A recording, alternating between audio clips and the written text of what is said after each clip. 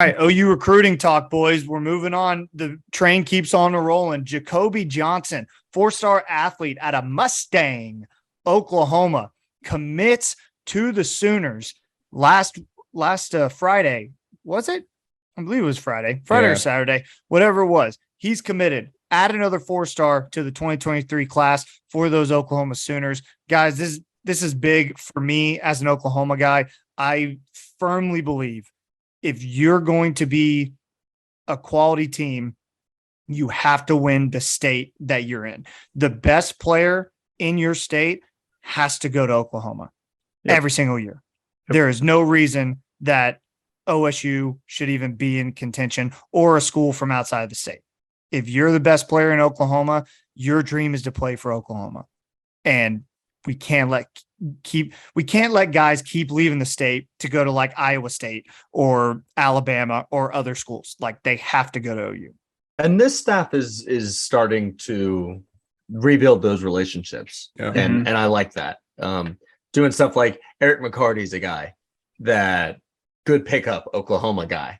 Cade McIntyre from Norman North, good pickup Oklahoma guy. You just gotta keep those guys around, baby. Yeah. Joby got away, but not Jacobe Johnson. And he is a freak, man. His senior year, he got big. Mm-hmm. He is a man out there. He's yoked up. Do they think he's going to be like a defensive back type? That's what. Look, the people who recruited him are Jay Valai and Brandon Hall. Okay. So I would say so. Yeah. And I think that's what he wants out of it too. I'm just wondering, who do we think is more fit, Jacoby Johnson or Mason Prince? Because it's hard to. It's tough. No, it's Mason Prince, of course. Guys, look. I've no doubt he's faster than you. Oh, but everything else. There's everything else. Guys, I'm 30 now. It takes me 20 minutes to warm up hamstrings. I can't even run anymore. But once they're loose, baby. That's right. Exactly. Firing on all cylinders. Mark, you make a good point, and this I think is a good segue to the next guy that we're about to talk about, Vickers, the cornerback that is crystal ball to OU. A guy that we really haven't talked about is Jay Valai, the cornerbacks coach who we got from Alabama. I think he's low-key, kind of under the radar, making some really big moves in the recruiting world. Crushing it. Listen, we've talked a lot about Todd Bates, Miguel Chavis, rightfully deserved, but this guy, Jay, the cornerbacks coach, I think we're sleeping on him a little bit. I think he's doing really hot in the recruiting trail. And if we get this Michael Vickers, another 4-star CB, Macari, Michael Vickers. That's big. Michael. Yeah. Sorry. No, but tough the notes. I'm trying to look notes.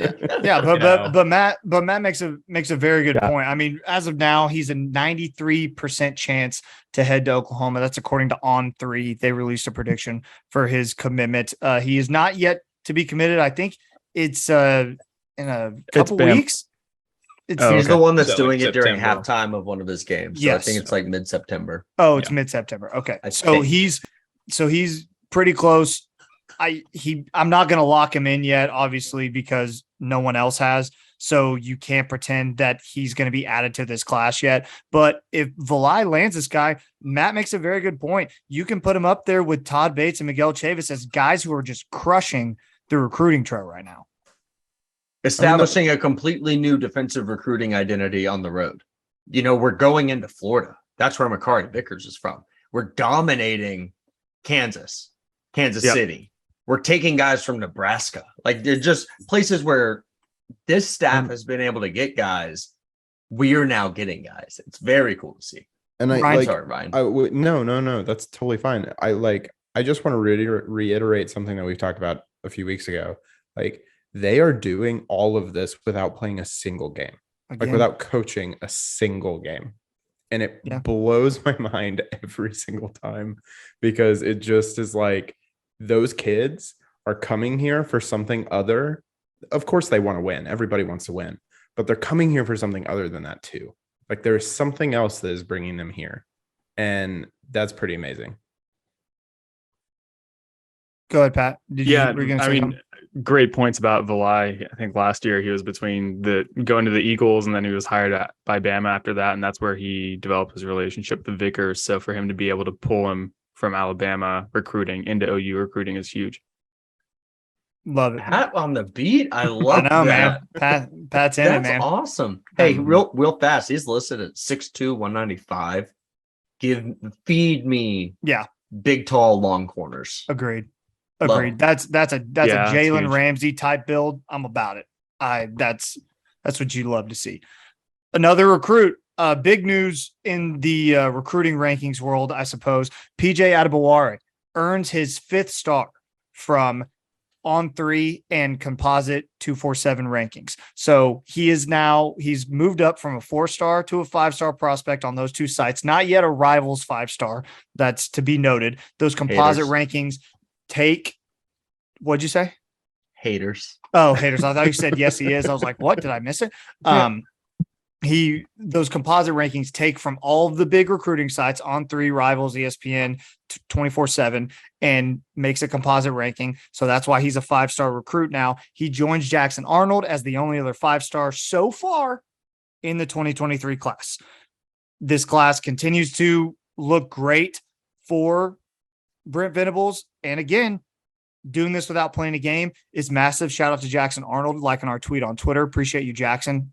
Loyal program guy, listens to the show every week. Shout out to Jackson. Anybody else? How awesome is this for PJ? He was retweeting stuff all day today about the 5-star stuff. He's a monster, man.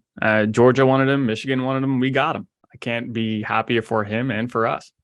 Miguel Chavis even retweeted his 5th star today by Hayes Fawcett or somebody else tweeted it out, and Miguel Chavis retweeted it. That was pretty cool to see. Nice. Yeah, we talked about this multiple times.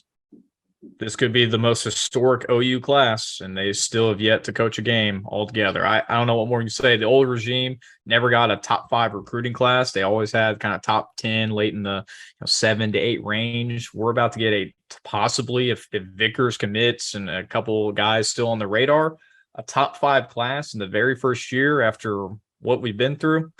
I don't know what more you can say. It's pretty incredible what the staff has been able to accomplish. Last November, the highest paid coach in the Big 12 ran away from Oklahoma because he didn't think that the program, the administration, his staff could keep up with the big boys in the SEC. He's more or less on the record with it.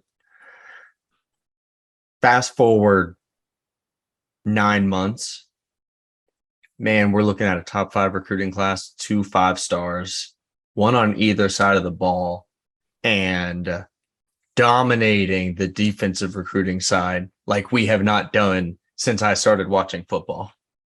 It's so cool to see. So cool to see. Anybody else before we move on? Did this move us up on 247? I know we're not that I know of. I think well, I looked at On3 and we were 7th. Okay. 247 has us on 6. They have a 6th. Okay, yeah, I see I got overall rank 6th on 24/7.